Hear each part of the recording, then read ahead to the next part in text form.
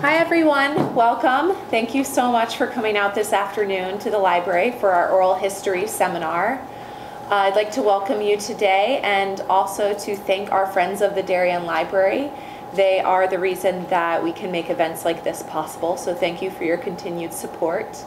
The impetus for planning this program came about for two reasons. One of those is that our community reads this year is a book called City of Thieves by David Benioff. If you haven't picked it up and started reading it yet, we do encourage you to do so. It was handpicked by a committee of people in town for its exciting plot, and it explores a lot of themes that we thought would generate excellent discussions. And the book itself is actually based on the own author conducting an oral history interview with his father. So that's where the idea for this seminar came about. The second part in me wanting to host this is we have a digital media lab downstairs.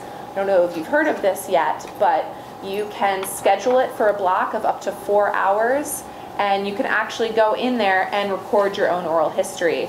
Now that might seem like, oh, what kind of technology do I have to have knowledge of? Well, actually, you can schedule an appointment with me and I'll take care of the technology side and the interviewing side. You take care of the actual providing the oral history side. I left a bunch of my cards out there. My name is Erin Shea. I'm the head of adult programs here. So if after the seminar you say, I really want to get in there and start recording my own history, please contact me and we will set something up.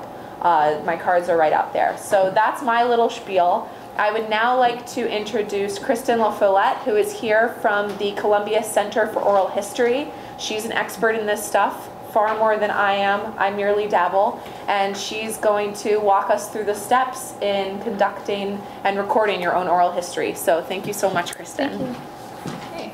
Okay. Well, I'm very, very excited to be here speaking with you. Oral history is something that I absolutely love. I do it at work, in my spare time, on the weekends, late into the night. And I do oral history because I love listening to people's stories. And that's something that I hope that I'll be able to help you with today. You all, I think, have an ability to be great storytellers, and my hope is to help bring that out of you, and maybe help you bring that out of other people as well. And so the workshop today is going to be kind of focused on helping you learn to tell your story, but if you came because you're interested in gaining oral histories from other people in your family, people you know, if you're interested in starting projects, you can use a lot of these techniques as well. So I thought I'd start with a quote that you don't have to be famous for your life to be history. This was said by someone who was interviewed for the Southern Oral History Program, and I think that's important because a lot of oral histories that have been done in the past by institutions have focused quite a bit on people who are famous, who are considered change makers, who have influenced the world in different ways. And I think that their stories are important, but they usually have a venue to share their thoughts and to share their stories. And I'm interested in speaking to people who maybe haven't shared stories before. I think talking to someone and hearing them tell a story for the first time, something that they realized they had never told somebody before or didn't even think of until they said it, is kind of a discovery, and it's wonderful to me. Okay, so I guess we should start by saying, what is oral history?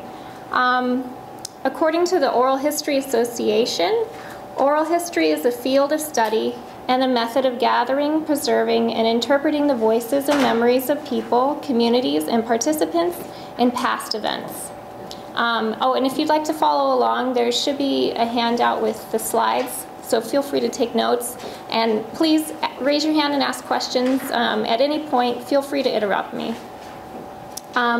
So the way I look at it, oral history records and preserves the first-hand eyewitness accounts of lived experiences for future use in research. If you listen to somebody talk about a study or a report in the news, you know, they give a lot of facts and statements, but it seems like whatever tends to stick with people the most are stories. And there are eyewitness accounts because people who, you know, have lived through different historical events. I feel it brings it much more to life than reading about it, is by listening to somebody. Oral histories are done in several sessions. People can, depending on if they want to do their entire life history, it may take several sessions to do. You may do one session focusing on one particular period of time in your life or in history. Interview sessions usually last 1 to 2 hours. The average is about an hour and a half. It depends, though, on the person. If they enjoy speaking for a long period of time and don't get tired. Typically, though, people tend to get tired about an hour and a half. It can be hard to recall stories beyond that. And speaking, like right now, my voice is getting tired already. Also, if you're doing an interview with someone, listening actively for a long period of time can be tiring. You know, actually, after I've done quite a few interviews, I normally have to take a nap because it takes a lot of emotion and energy to listen. And to share stories takes quite a bit of energy, but it's incredibly rewarding as well. The difference between oral history and written history, which is interesting because there's kind of a tension between traditional historians and oral historians. It's kind of not as tense as it used to be, but actually the other day, someone who works in the center where I work was out on campus at Columbia University putting up flyers about some events that we had, and some man came by and he said, "Oral history, that's ridiculous. If it's not written down, it's not history." And so I guess it's still an issue. I feel like if something's lived and shared, it's history. And even if it's not written down, I guess writing things sometimes gives it authority, and people feel that it's more certain, and it can be preserved in a more predictable way. But the excitement of sharing stories is something that you don't get in a written document. And I think oral histories are just as accurate or inaccurate as written documents. Written documents are created by people, and sometimes they're correct and sometimes they're not. But that's what's interesting. I think that complexity is interesting. Yes?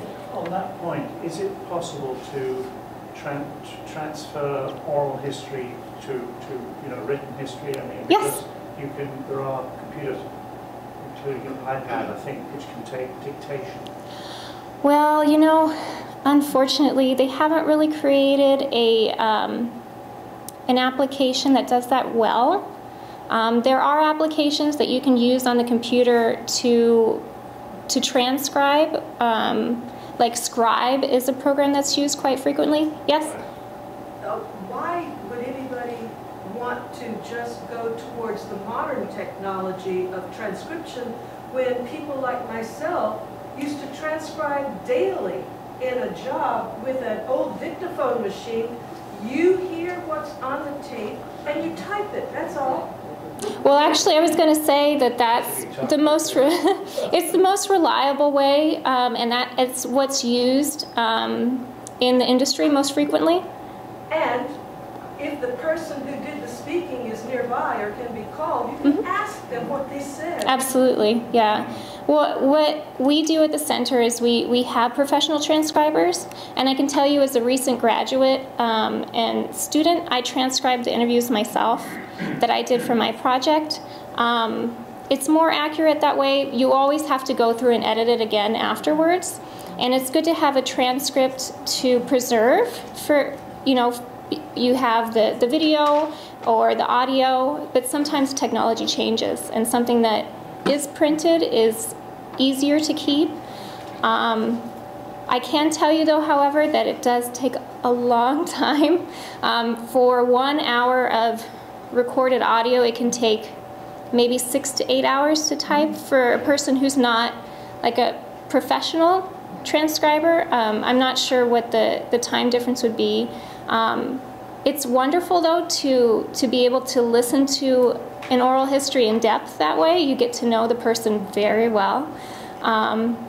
With the project that I did that I'll talk about in just a second, I interviewed 12 people. I did 14 interviews, and so transcribing all of those took a long, long time, but it did help me to create a much stronger project. Every archive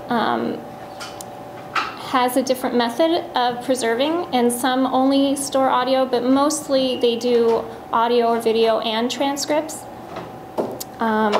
We have quite a few researchers who come into the Center for Oral History to look at our archives. We have over 8,000 interviews that have been done, and generally they use the transcripts, but now more and more people are interested in the audio.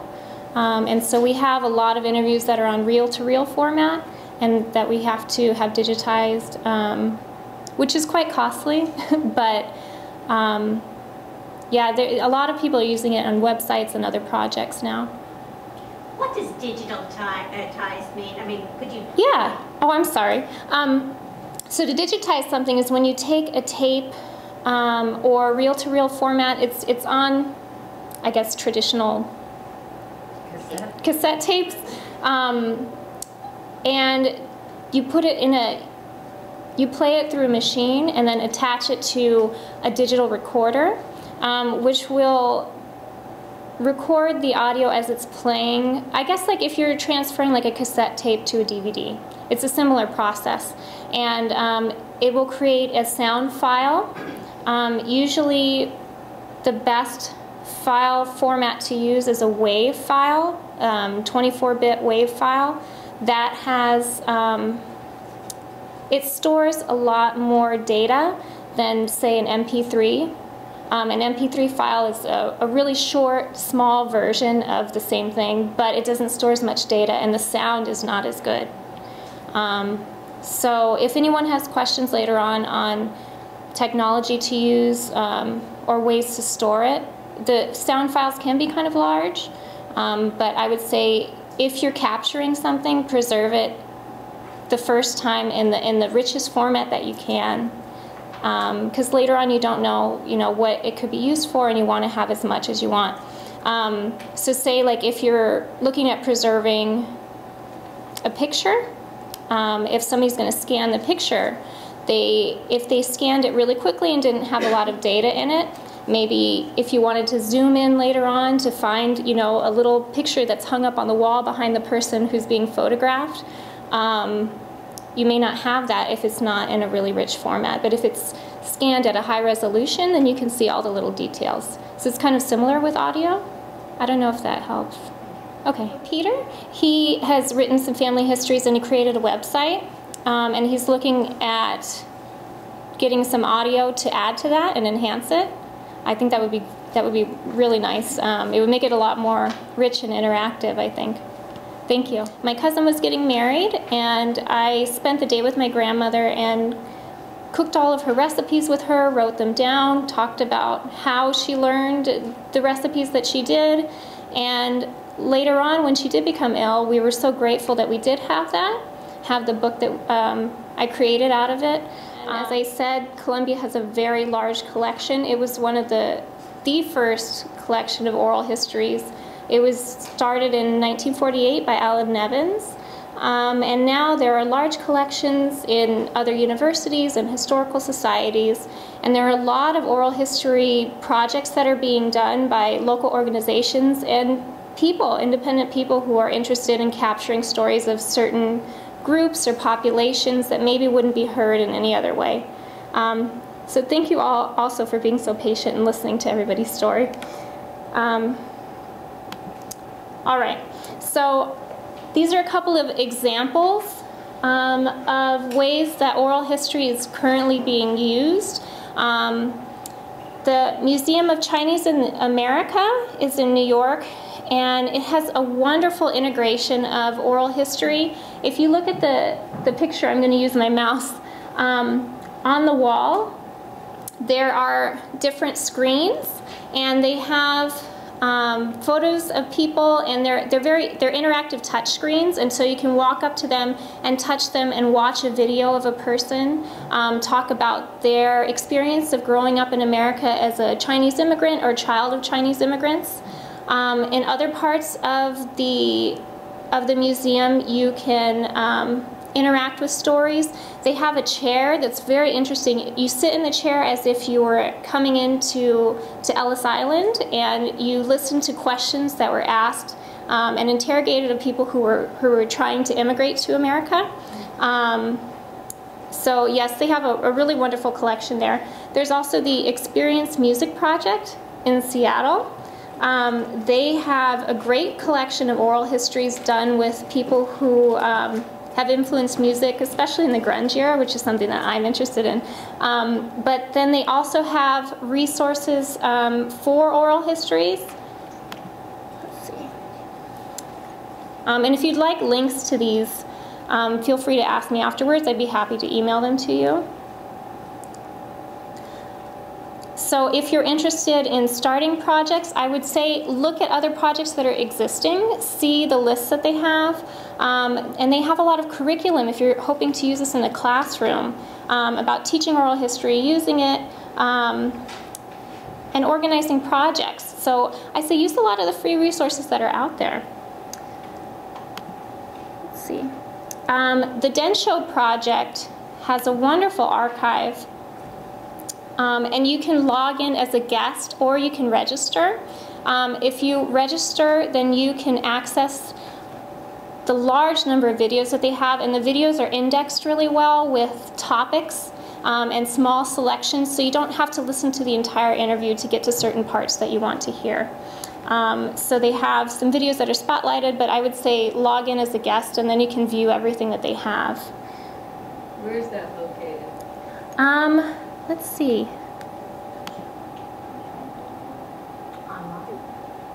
Yes, the best way to access it is through their website.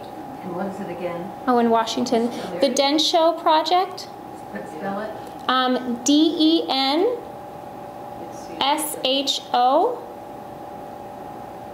And the names are on the handouts as well. So it's www.densho.org.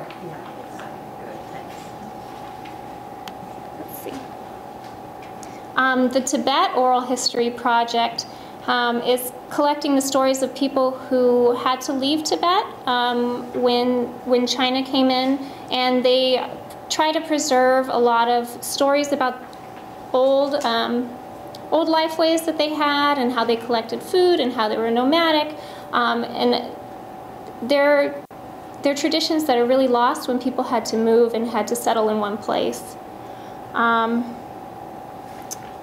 Now I wanted to show you the Voices of 9/11 project because this is a really interesting project that did not use interviewers and narrators or interviewees. It was something that was set up by Ruth Circle.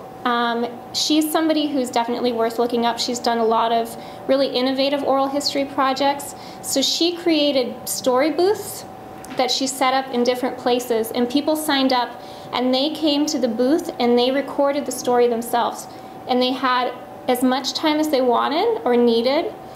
They shared anything that they felt that they wanted to share, and they structured their own story. There was nobody negotiating in between the camera and themselves, and they even started the camera themselves, stopped it, so they shared exactly what they wanted to share.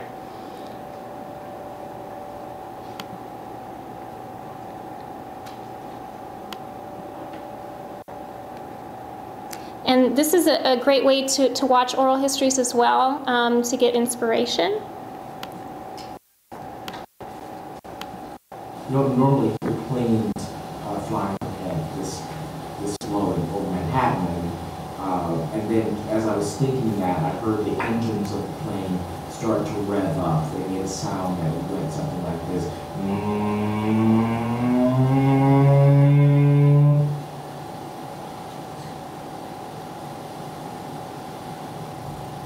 When the plane hit, the fireballs of smoke was just outside our window.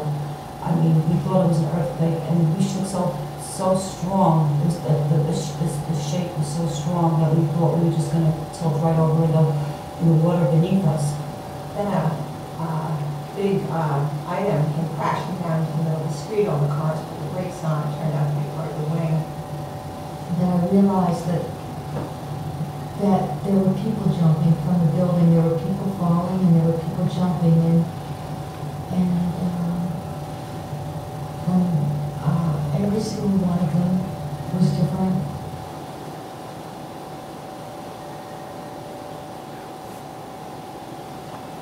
And then the plane sped up and exploded into the Pentagon. And I had the feeling of wanting to make myself small so that the fire would not get me.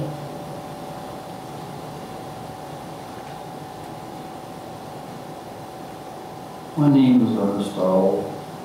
I'm the mayor of the small town of Shanksville. So I went and brought my children the feeling that was there, and the love for fear my children will live with me forever. And all this. I guess I don't know why it's so important to me. I guess it's the kids. I want them to know that I do everything I could. And the problem is I'm not always so sure that's the case. It took so much reality, in our faces for it to go into our brains. We just wouldn't allow ourselves to believe it. That was when it sunk in.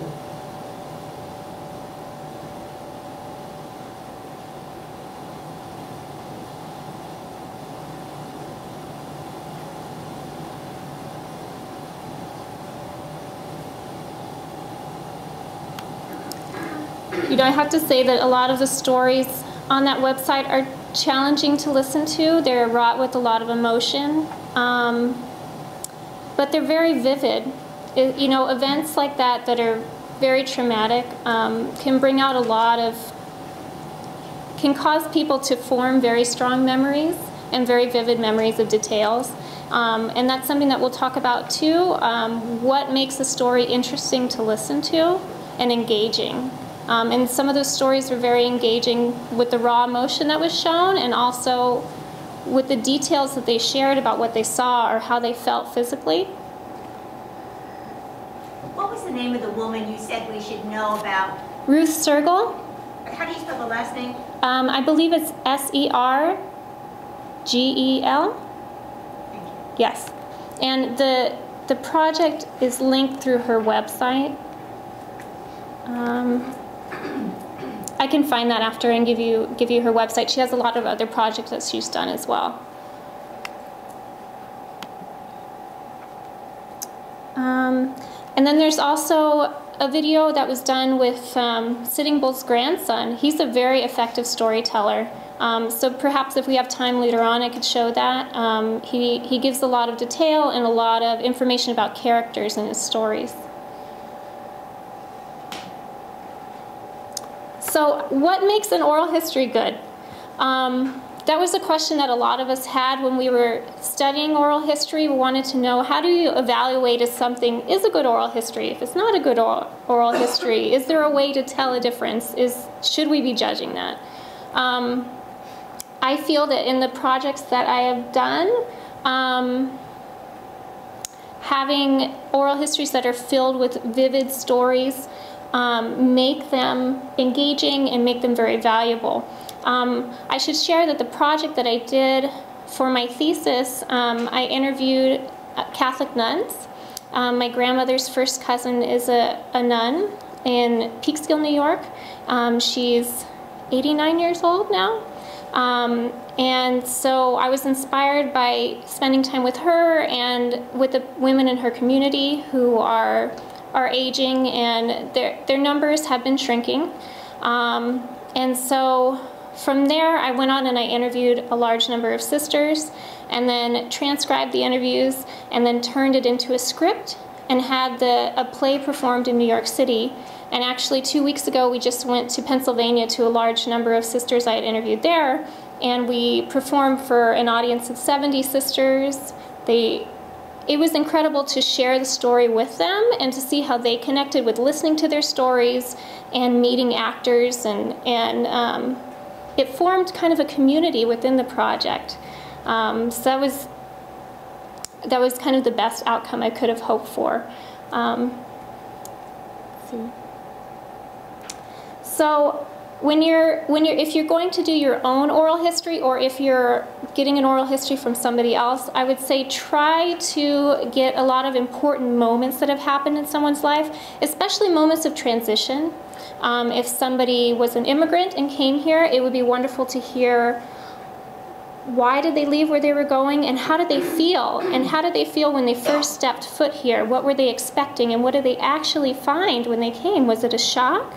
Was it more than they had imagined it could have been? Those stories are great. Stories, I think, about decisions that people make, about paths that they take in their life, either the decision to get married or to take on a career. And sometimes those can be wrought with tension with family members or loved ones who maybe don't want them to make that decision.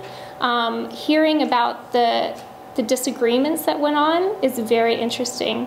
And I guess we can kind of tend to feel that we want our stories and our oral histories to be very nostalgic and to think of, better times. But sometimes for history, I think knowing about times that were good and times that were bad are very important too. So I would say try to fill your oral history with a lot of story-based anecdotes. Examples of things that have gone on, situations that happened, stories about a time that you were incredibly scared, or a time that you felt the most joy or most proud of something. Stories about people as characters. If you're talking about your parents or your grandparents, I would say try to, when you're discussing them, bring up stories that illustrate kind of who they were, things that they did that maybe illustrated their character. Like one of the sisters that I interviewed, they grew up in Ireland, this sister and her family, and there are a lot of travelers or tinkers. In some cultures they're called gypsies, but that's not really the best term, I think, to use for them. But in Ireland, a lot of people were very afraid of people who came around and would ask for sugar or milk for their baby. But she said her mother used to invite the people in and would say, come and sit and have tea, here's some milk, and she would share with them. So that story illustrated how generous and open her mother was. And again, you want the stories to kind of give the listener a sense of who the person is or who you are.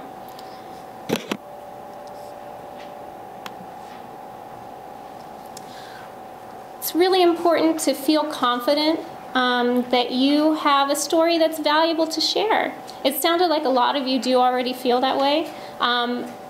If you know people who have stories that maybe don't feel so confident sharing them, I would suggest perhaps spending time with them, sitting down and having a meal or a conversation with them and showing them that you're interested in it, and giving them little bits of encouragement.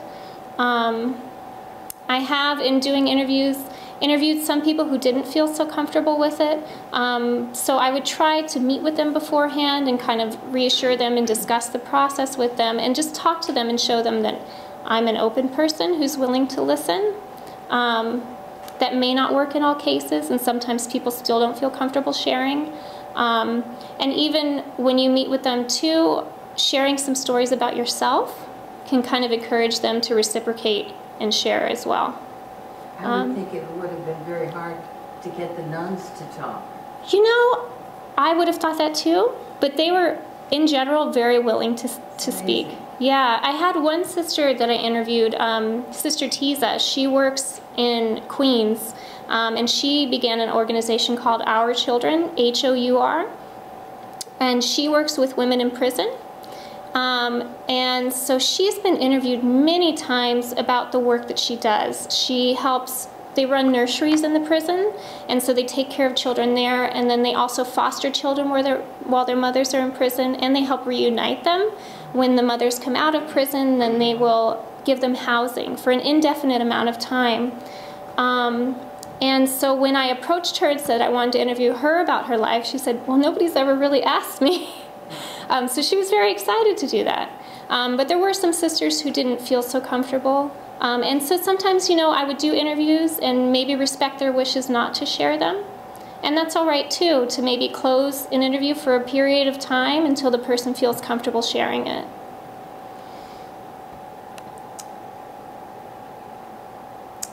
So I kind of set this up as if you were doing an oral history for yourself, but this is good to do if you're doing it with somebody else.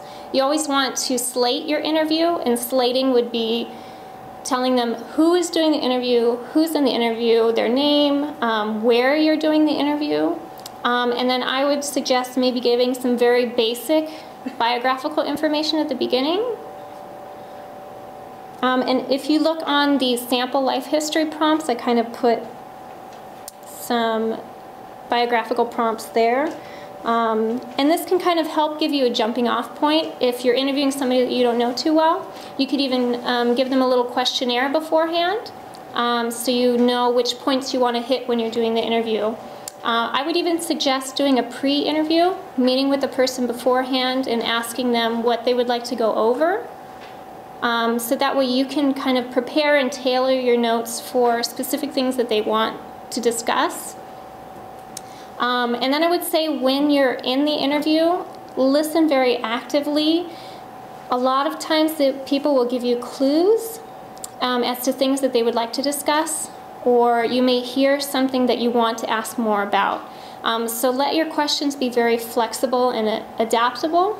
Don't feel like you have to stick to a script.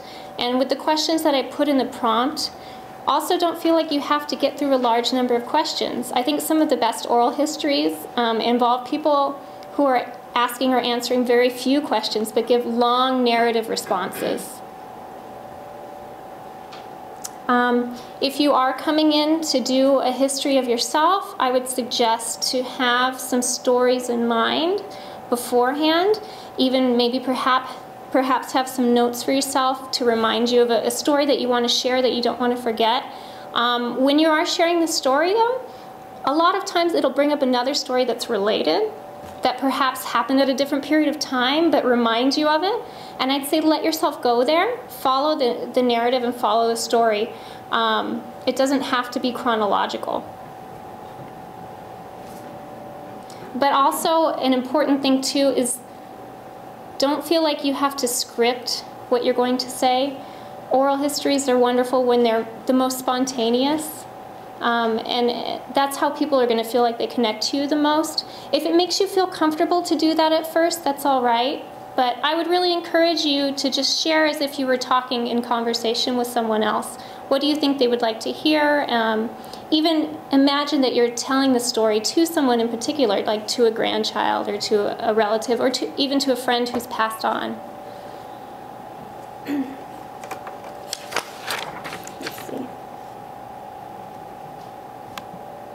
Okay, so if you refer to the handout with the sample life history prompts, there's a question in there that I tend to use as my first question in an interview. You don't have to use this, but I found that it helps me set up a view of the person as a whole, maybe where they came from and what they would like to cover in the interview, and then I can kind of get deeper from there. So the first question, excuse me.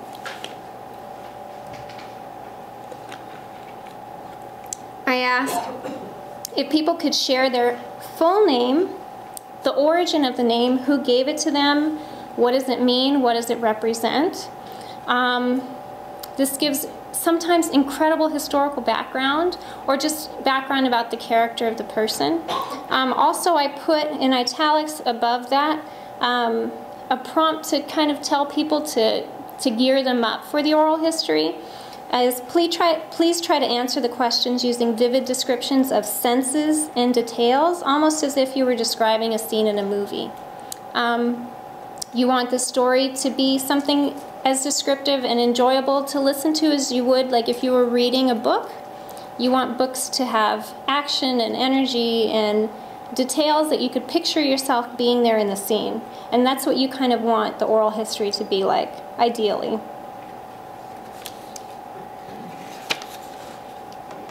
So actually, what I'm going to have, let's see, an example response to would be if somebody asked me this question, I would say, well, my name is Kristen La Follette. Kristen, my first name came from, my mother used to watch the show Dallas, and Kristen was a character on Dallas, and so she liked that name. It was the choice between Candace and Kristen won out. Anna was my great-grandmother's first name. She moved to the United States from Spain, and she actually went from Spain on a ship around South America up to Hawaii, and her family worked in sugarcane plantations. But they were there working for very, very low wages, and there were volcanoes erupting at the time, and they were not in a good situation, so they ended up moving to California afterwards. And La Follette, I say La Follette because I grew up in California, and that's how my mother pronounced my last name. But if you were to ask somebody in the Midwest, La Follette is how you would state the name. And I get corrected quite frequently about that. And I also have a relative who is a progressive political leader in Wisconsin who goes by La Follette, so sometimes people will ask me about that. So there's an example. I hope that that's illustrative. But actually, I have some audio from one of the sisters that I interviewed, who's one of the most effective storytellers I have ever spoken to. And when I asked the question at the beginning, she came out with this incredible response that helped me find different points to get to within the interview. Okay, so today is... Sorry, the audio's a little low.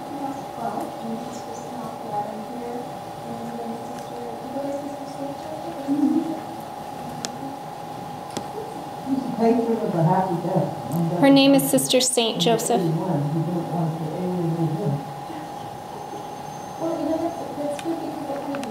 Excuse me. Can you hear that at all? Oh, darn. I don't know if there's any way to turn up the audio. Oh, you know, I could try to play it through my computer and put the microphone up. Would that work? Okay.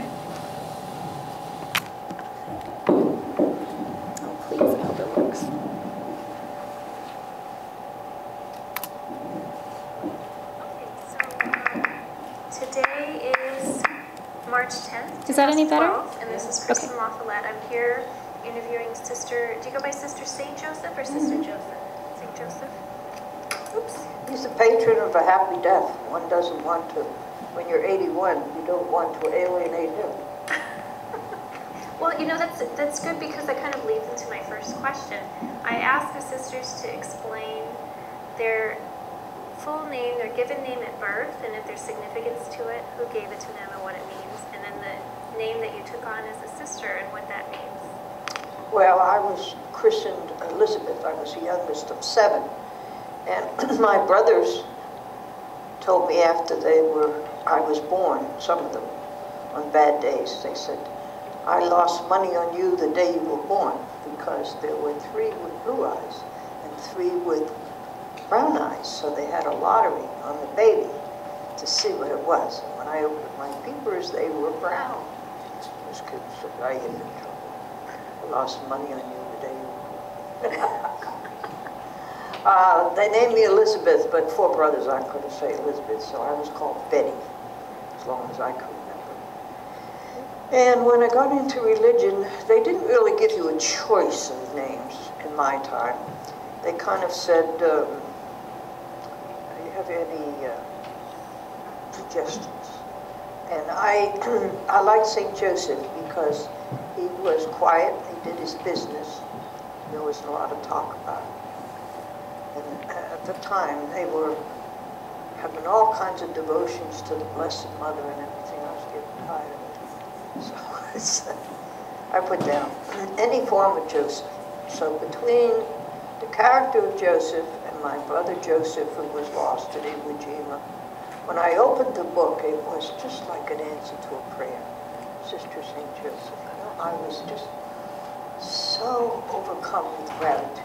I could have got Kunigunda, Maxalinda,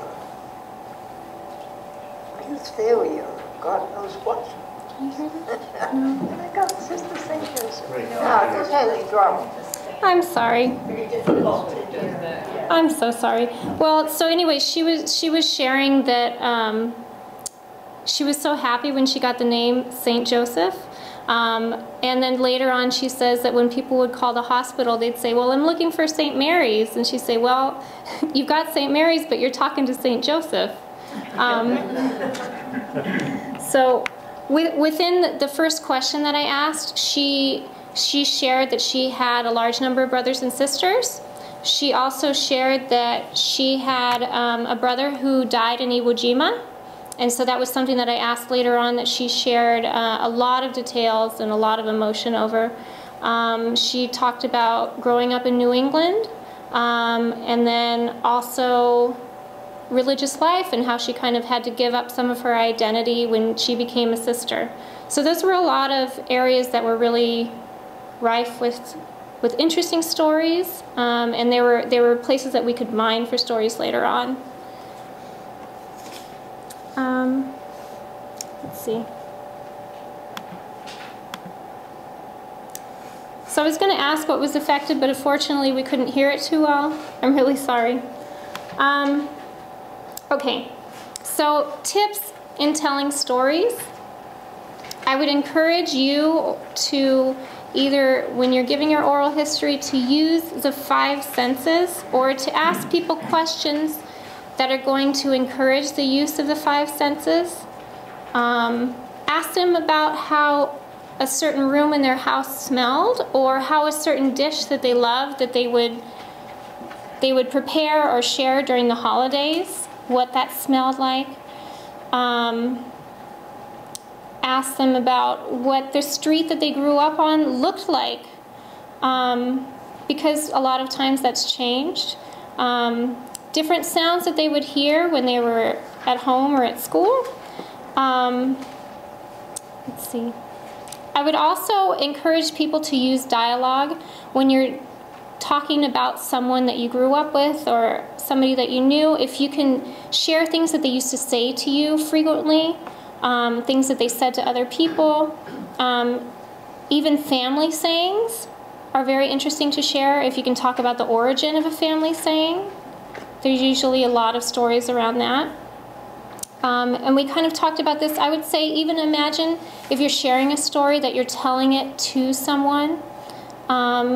It can give you a lot of direction, and I think some of the histories that are in the 9/11 project that I shared earlier were maybe dedicated to somebody, or told as if you were talking to somebody that you can't talk to right now in the moment. Yes? Sorry, do you suggest, I know a lot of people here are doing this for a grandchild. Yes. Do you suggest having, if there's a grandchild, able to be with you? Maybe, I just found with my parents, having them speaking to my son, I feel like the responses were better than if they had spoken to me about it. Just because there's like this sweetness or this calmness. I don't know how to explain it, not that sweet to me, but it showed the relationships and the breadth of it. I don't know. I just feel like they're speaking to a child was filled them all, made them much more animated in telling the story.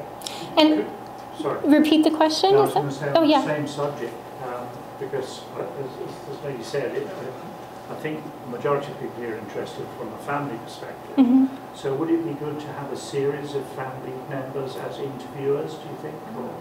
That would be really interesting. Yeah, sometimes people are discouraged from interviewing somebody that they're very close to because perhaps the person that you're close to may not want to share particular things with you, that they're worried about sharing that. But I also think that it's a great way to bridge generations, and to maybe there are things that you've wanted to tell like a grandchild that you haven't had an opportunity to tell them before. And even if you did a series of interviews, having different people asking questions, a lot of different things will come up that they wouldn't come up with somebody else. I think that's a fabulous idea. So could one sort of interview each other, or is that going to cause a marriage breakup? To have a spouse interview the other spouse, that would be fascinating. Would be because you may know a lot of the stories, but yeah, it could be a great way to hear things that you didn't hear from the other person before. I would say you can explore it, and if it works out well, great, and if it doesn't, then you can learn a lot from that too. It would probably need, if you were going to use a series of children and grandchildren, maybe, then it would probably need to be structured so that, you know, there was a everybody knew what had gone before. So. Yeah, maybe they could listen to the other interviews that had gone on before, so they don't cover the same things, or maybe assign each other different eras to discuss. Yes. Well, I really think what I would do would not be not that. It would be for the grandchildren when they're adults, not as they are now. Yeah. And then to listen to them. yes, and really the whole thing would be it wouldn't be about me. It would be about the people I've met along my journey. You know, and the crazy people and all the ones I loved. Yeah, and you know, when you talk about stories about crazy people that you met, I'd say that kind of gets into my next point too, is if you're using a term, really it would be great to explain it or illustrate it in a way. So if you say that, you know, that this person was a strange person, if you can find a story that explains why you consider them a strange person, that would be perfect. Because then the person listening could kind of understand where you were coming from with that. It'd be very vivid, I think. And I think, so getting back to the point about having somebody interview from a separate generation, from like a generation removed, I think that might be a good idea. The person who is the interviewee maybe could feel like they're teaching somebody. And so when they feel that they're teaching somebody, they may share a lot of extra details that they may not share with somebody who's closer in age to them, because they would assume that they may know what's being discussed. So if they feel that they're telling it to somebody who has not heard it before or who may not understand certain things, that's great, because they're going to give much more detail than they would have if they assumed that they were on the same understanding about certain events.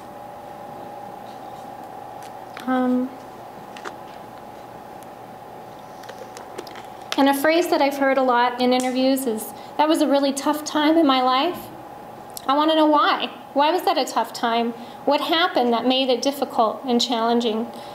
Like when Sister St. Joseph talked about her, later on in the interview, when she talked about her brother who passed away, she shared a story about receiving the letter from the military that he had been missing in action. And that story kind of put you right in the emotions that she had when she discovered, you know, what had happened. And so moments like that, when you're finding out something for the first time, are filled with a lot of great details. Let's see. So these are things I would try to avoid in the don't section. Don't try to write out or script your responses.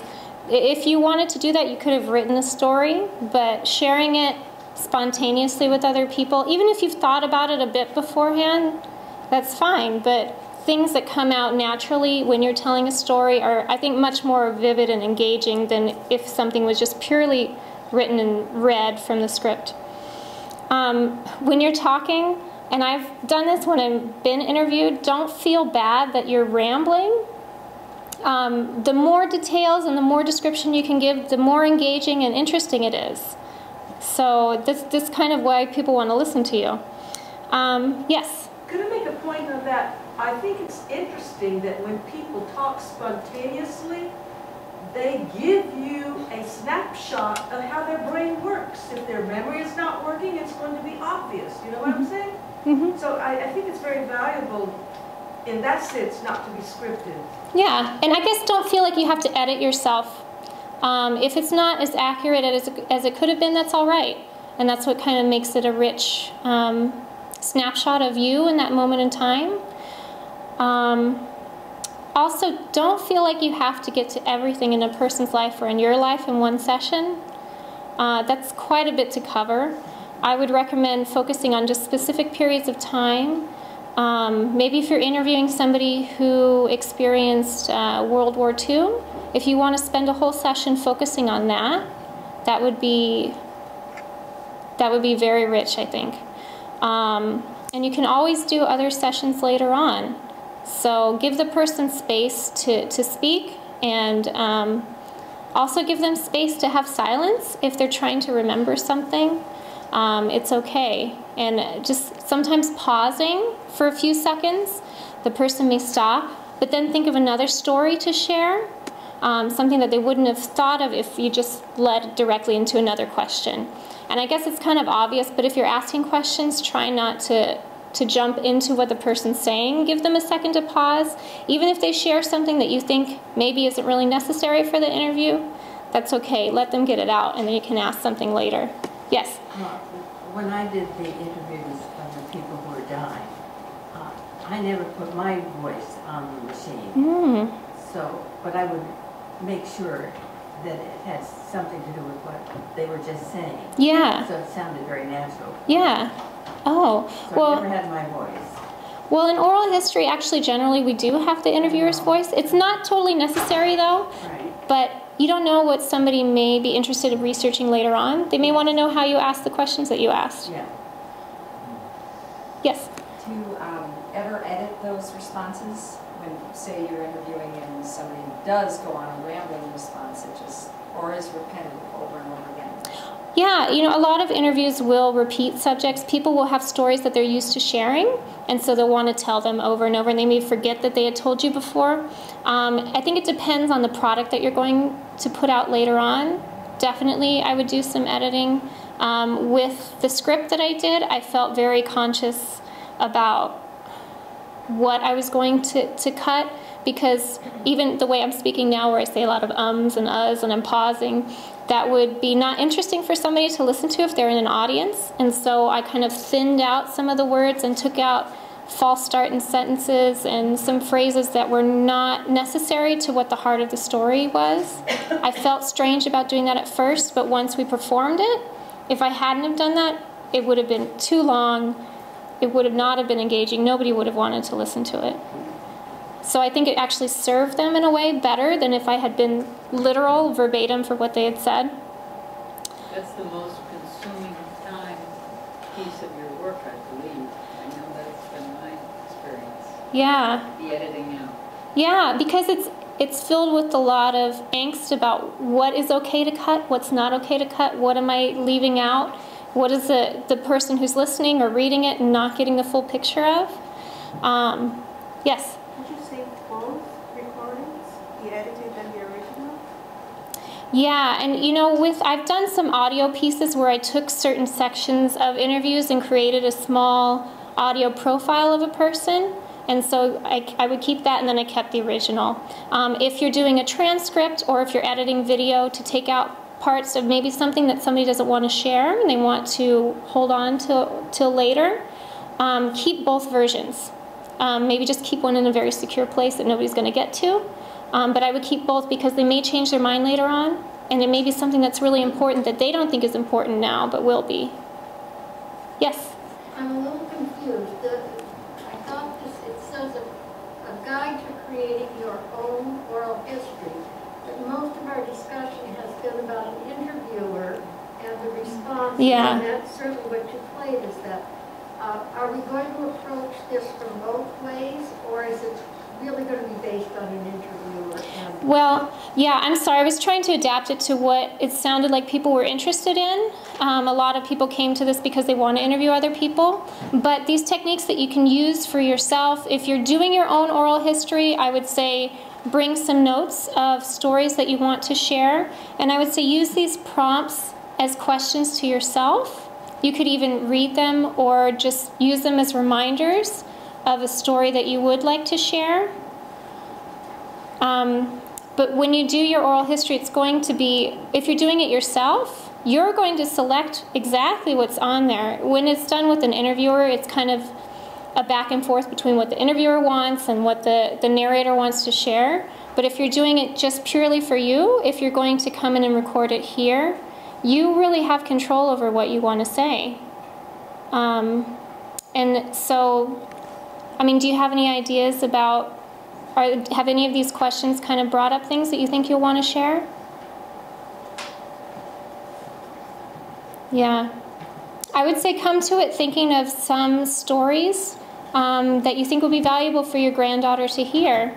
And maybe these are some ideas of stories that could be useful.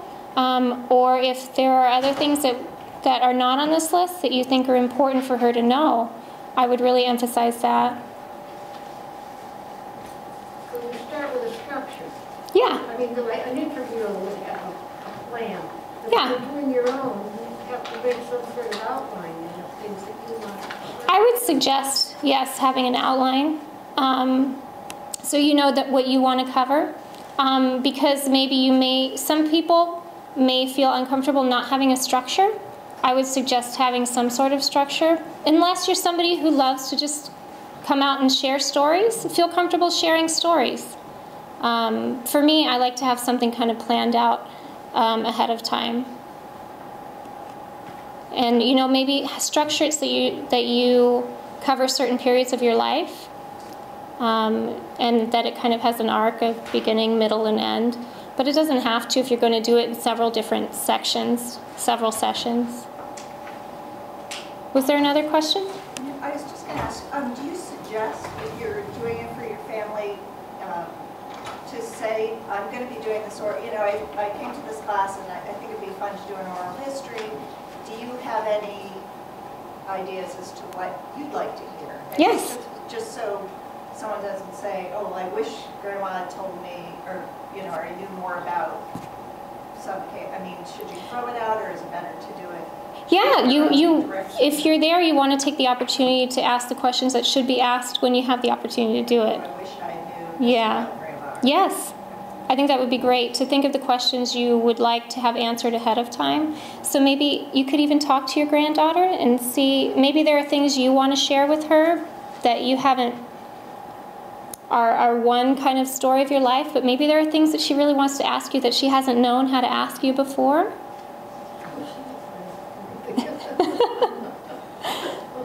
Yeah. Let's see. So we talked about taking notes. I would also suggest, if you feel nervous, take a pause or a breath at a certain point as an interviewer or doing your own oral history. Especially when I start interviews, I can be very, very nervous. If I'm being interviewed, I'm nervous. And also at different periods in time, if you start talking and you forget what you were going to say, pause. That's all right. And there are silences that happen, like if you ask a question and the person doesn't feel comfortable asking and pauses, that can kind of show like maybe that there's something beyond what they're telling you, that they're holding back, that they don't feel comfortable sharing. Let's see. Oh, another thing that would be interesting is retelling stories that have been passed on to you. Maybe there are stories that your parents or grandparents shared with you that you haven't told before, or you want to preserve because maybe your children or grandchildren may not know the story. My grandmother also had this Italian saying that she would do with me if I was sad or crying. She would take my hand and stroke it and say kind of a rhyming poem. And I can remember the first 2 words and I can't remember the rest. And I really wish that I had had that recorded. So if there's something like that that you do with your children or grandchildren, please record it. Or if you're interviewing somebody, please get them to share it. This may be your only chance to do that. And also, feel okay sharing or asking about stories that are not that flattering. We're all people who make mistakes and make choices that are not the best, but that's what makes us a complex and interesting person. And sometimes even asking somebody, If they tell a story about something, asking them what somebody else in that story would say about them or what they would think about them. And maybe that's not always going to be the most positive thing, but it'll give you a more rounded view, and maybe it'll help the narrator to think about how somebody else would have pictured that same situation. And if you share something or record something that's really personal or sensitive, it's okay to hold on to it till later. It doesn't all have to be given out all at once. And we talked about not making something necessarily chronological. Allow stories to lead into other stories. And if somebody shares something and then they mention, oh, and then I remember this other thing that happened, ask them about it. And let that lead into something else. You can always pull them back later on, or pull yourself back later on into the theme that you originally wanted to discuss. And even you can jump between different periods of time. I would say follow interesting stories rather than follow a timeline. I talked about this. Oh, okay, so these are ideas of ways to stir memories in yourself or in people you are interviewing. Before you do the interview, I would say do activities that are going to get the story juices flowing. Go through photo albums that you have. Looking through those can remind you of events that happened that you maybe have initially forgotten about. Watching family movies would be a great way to generate stories. When you come to the interview, even if you're not recording it through video, I would say bring some memorabilia or heirlooms with you. You can, if you're doing it just audio, you can describe what it is within the interview. If you're doing it with video, like this is one of the women who was interviewed for the 9/11 project. She brought in a jacket that her husband or loved one had worn and talked about the different patches on it and what they represented. Before you do the interview, maybe listen to music that was important to you during certain periods of time. My grandmother used to love listening to 1940s music that was popular during the war. And talk with a friend or family member before you do the interview. That can also help you generate, like, getting into the habit of talking and sharing stories, and they may remind you of something that you had completely forgotten about. What also is really interesting in interviews is singing. I interviewed a woman before who is a jazz singer, and so at a certain point in the interview I asked her to share a song, and she burst out into song. Also sharing family recipes. That could even be the basis of an entire interview, is sharing recipes that you have created or that were passed on to you. You could do a whole project based on family recipes. And we talked about different topics that can spark stories that are really rich with stories. Days of change or transition. When I interviewed the nuns, I asked them about their first day in the novitiate and ceremonies that they had. They talked about times when they took their vows and they dressed in wedding dresses and had a ceremony with that, or the ceremony when they said goodbye to their families and joined the novitiate. And asking somebody not just for a story about a holiday, but a holiday that they won't forget, for good or for bad. The worst fight that you ever witnessed or were a part of. And sharing a lot of the dialogue that went on with that. Your proudest moment. Or to describe your family table during a specific holiday. Or different cultural traditions, maybe those that aren't shared today. Okay, so how are you going to record this? We have some people who already have access to different technology, but if you don't, there is a wonderful digital technology lab here in the library. If you're going to record your own, I would suggest using that. They have like the latest technology, I'd say, really powerful computers to do that.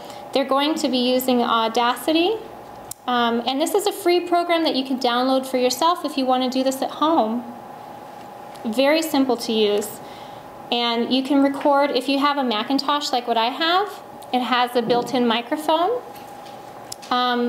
Or you can buy a small external microphone.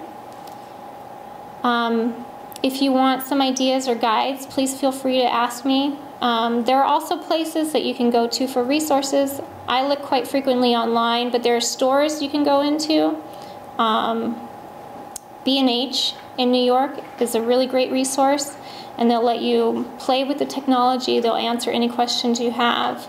And a lot of the companies, you can call in and talk to them and get their advice. I would also suggest, oh yes, go ahead. No, I'm sorry, I was just thinking, if you did download Audacity, is there a way to simultaneously scan photos so that you could do both? Yeah, you know, I have a friend who recently did a project and she bought a portable scanner.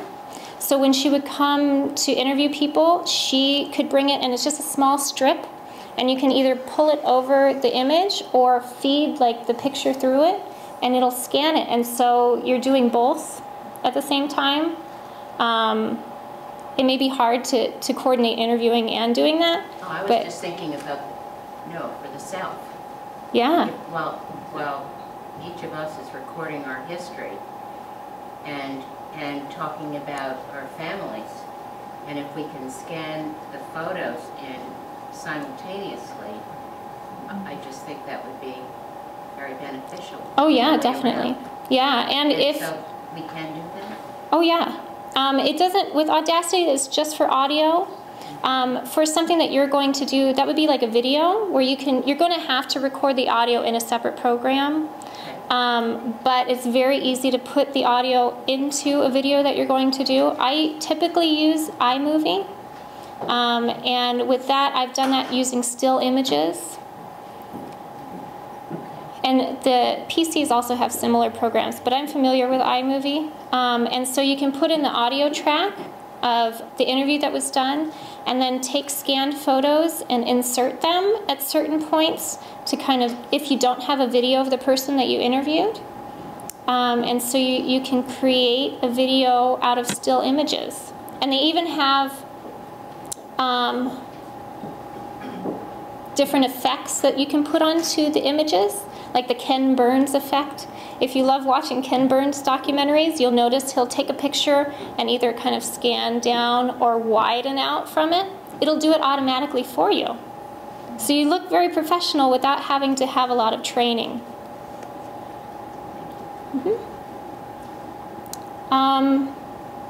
And I would say if you're doing this with family too, it's likely that if you don't have experience with it, you have a relative or a grandchild who does.